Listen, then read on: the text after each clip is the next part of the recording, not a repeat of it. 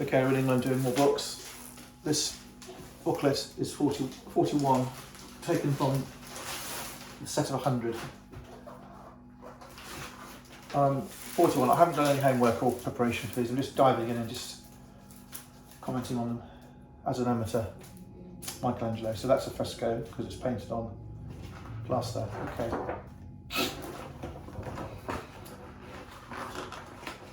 I was taken to the Uffizi Gallery as a child by my father,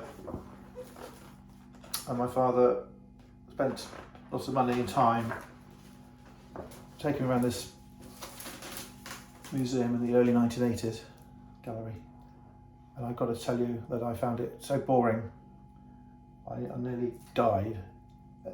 The town of Florence in the winter is drab as hell, and it was raining and everyone was wearing coats and anorak. It was cold, and when you combined grey weather with marble and water and hordes of tourists and boredom, hunger, queuing, you get a horrible cocktail. So as a young teenager, I was turned off immensely by this experience in Florence. I did enjoy the river, and I did enjoy the hotel, and I did enjoy the bridge, Ponte Vecchio I think it's called. Now I realise I should have shut up and looked at the stuff. Problem with a gallery like the Uffizi, there's so much stuff of note that if you take someone around the gallery and say, look at that lovely thing from blah blah blah, look at this lovely thing from blah blah blah, look at this fantastic thing from blah blah blah, you get gallery fatigue, museum fatigue, and you go blind to it. So I'd rather doing an auction. If I view an auction properly and don't skip lots, as a dealer, you're supposed to look at everything. You're supposed to look at all the pictures. You're supposed to look at all of the pieces of furniture. If there's a mixed box, you're supposed to go through the box. There's books, you're supposed to look at the books. The silver, you're supposed to look at the silver. There's a cabinet, you've got to go through the cabinet. If you do it properly, it takes 2 hours. By the time you get to the end of the auction, you get this blindness, this fatigue. It's rather the same as a gallery. Okay, so Michelangelo. Widely admired, this is all Sistine stuff, I'm sure. 7. Look. 7. All the ones I've shown you so far are Sistine, except that one, which is in the National Gallery. It looks unfinished. It's quite interesting to see how he's constructed it. Interesting.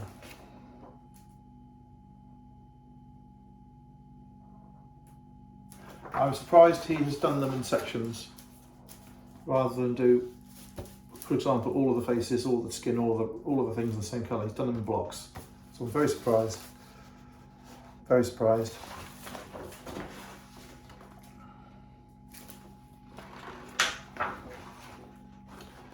So you go past the Sistine stuff. That's the most overcopied bit of fresco in the world.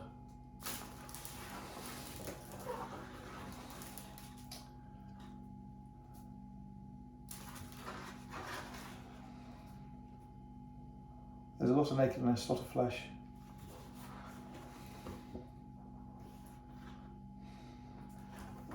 They all allude to classical or religious stuff. That one looks like, I don't know what it is, but it looks like Goliath, because the person on the floor is so big. 11, David and Goliath. That's an unusual scene to see the head being cut off. There's lots of scenes of his head having been cut off. And there's a few scenes of him flailing with a slingshot, but that shows the intermediate section of actually cutting his head off. And interestingly, well, not interesting to some people, this shows Goliath is not dead at the time his head was cut off. Okay.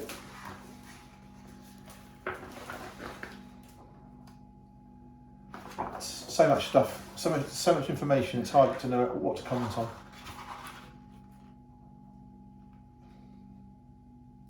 So this book is only really interested in the more or less the frescoes. There's obviously the David, the marble statue, and there's obviously other things too.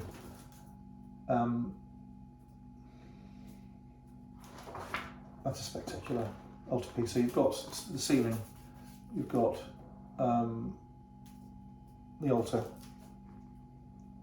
and you have this plasterwork which has been covered top to toe. Let's see where it is. Is it the Sistine Chapel as well?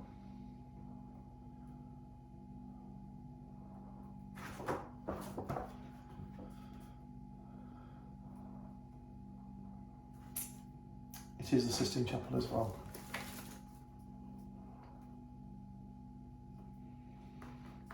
So it's because there's a lot of space. There's a lot of area for depicting stuff. So amongst other things, you've got heralds floating on a cloud.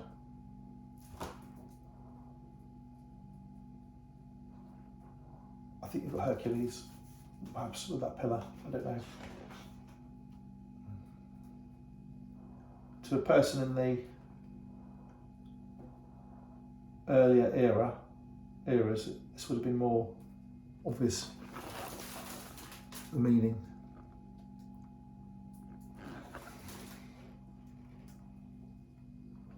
I mean, there's a man here with two paddles, with spikes on.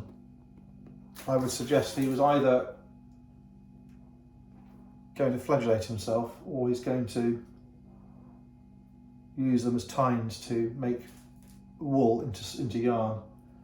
So there's lots of very interesting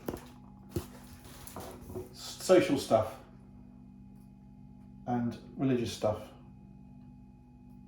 as well, and mythological stuff. So an expert is required to get to the bottom of that one. Okay, well, we'll see what this actually says about that scene, the creation of Adam.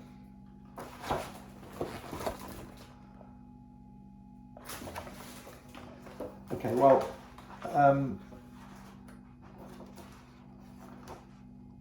drawing a blank really. It's monumental work, literally monumental work. It's fresco work. It is, I've got to say, it's in slight and knackered condition, all this fresco work. It's very crummy and very crackled. So we have Zachary. CVMAEA is its Cumia.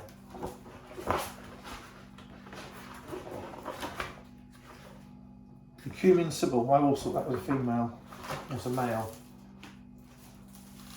So I don't know, I don't understand that. I've only seen Cumian Sibyl shown as a female. I suppose it is a female. Because of the breasts, but it doesn't look very female. Okay. Libica.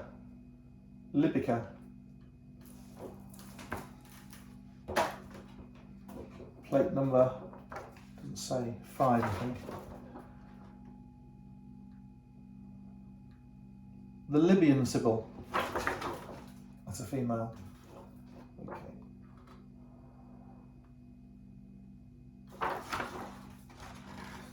Okay, I've come up against the limits of my knowledge on all this, so for the fresco, a fantastic work of art, needing scholastic interpretation, so you can't get it from me. Okay, thank you.